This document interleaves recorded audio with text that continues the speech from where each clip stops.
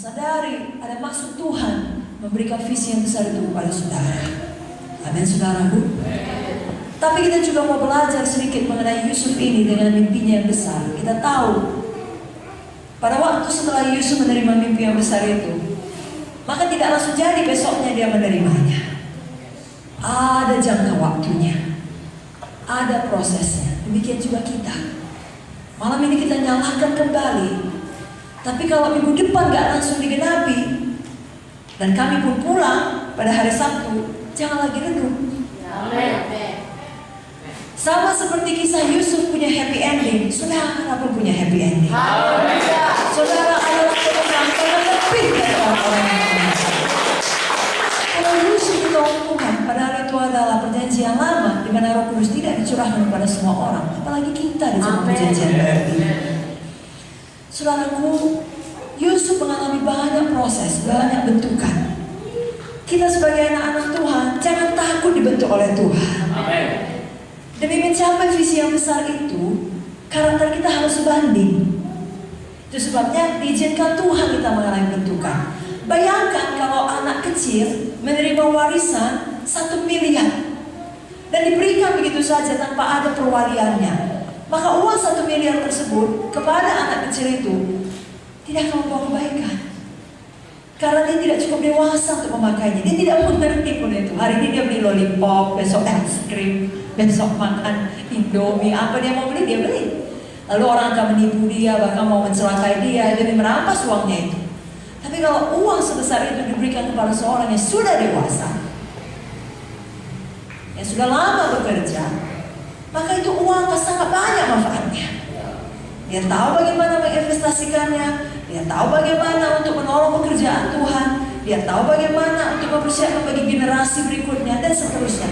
Demikian saudara dan saya, Tuhan berikan visi yang besar, lalu terjadi banyak proses, ada jangka waktu sampai itu digenapi. Jalani dengan sukacita, karena itu semua berguna untuk membentuk kita, sehingga kita cukup dewasa, tidak justru hancur oleh keberhasilan kita pada waktu kita sampai pada visi yang besar itu.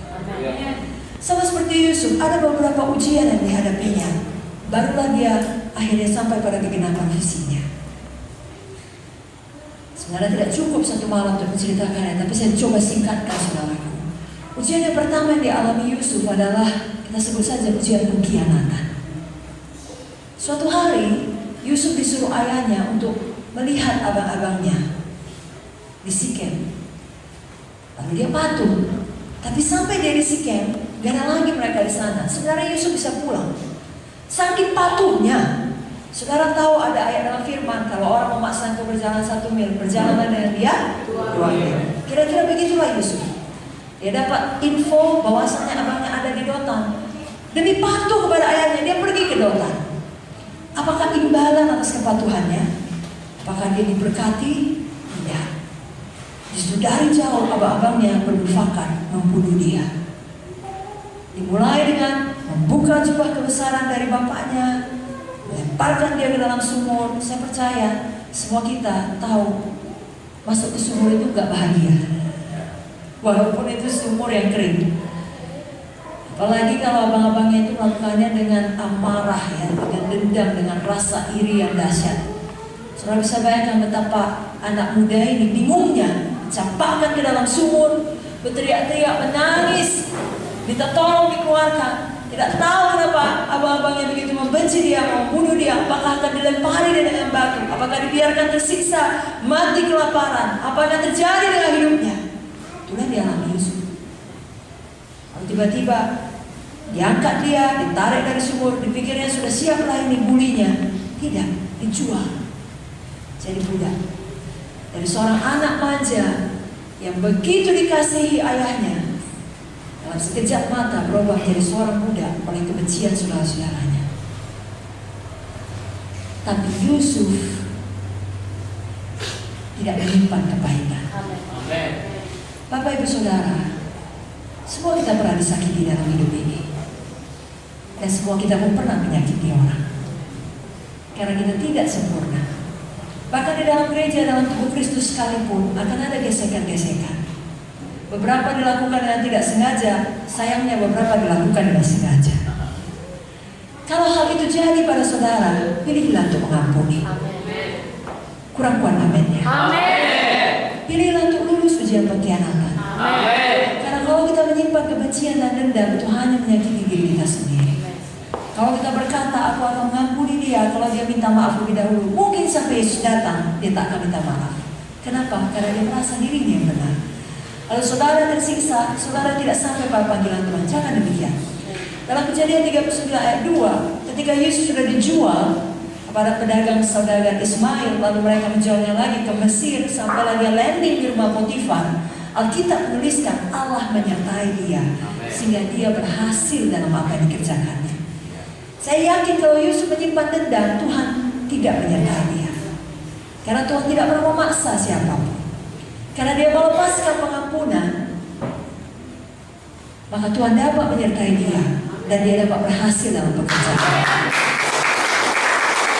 Apa banyak sini mau mengampuni orang-orang yang menjahatinya? Semua angkat tangan yang katakan saya. Kalaupun saudara katakan sangat berat, Tuhan mengerti. Amin saudaraku. Roh Kudus yang akan menolong saudara. Saudara merasa tidak mampu, akukan dulu dengan iman. Roh Kudus akan memimpin dan memampukan saudara. Jangan keraskan hati. Jangan biarkan akar pahit tumbuh saudaraku. Dalam buku Ibrani 12 ayat 15 katakan, jagalah supaya jangan ada seorang pun menjauhkan diri dari kasih karunia Allah, agar jangan tumbuh akar yang pahit yang menimbulkan kerusuhan dan yang mencemarkan banyak orang. Kalau seorang tidak mau mengampuni, dapat tumbuh akar yang pahit.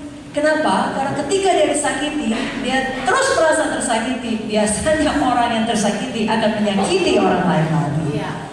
Kenapa? Ada akar pahit di dalam. Biarlah saudara manis hati saudara. Menang atas ujian pengkhianatan. Haleluya. Malam hari ini izinkan kasih Tuhan mengalir deras untuk mengalahkan semua sakit hati saudara, kekecewaan saudara, segala luka hati saudara. Dia tabir dari Gilead. Dia tidak hanya menyembuhkan luka badani, dia juga menyembuhkan luka hati saudara. Bawa pada Tuhan, izinkan dia pulihkan saudara.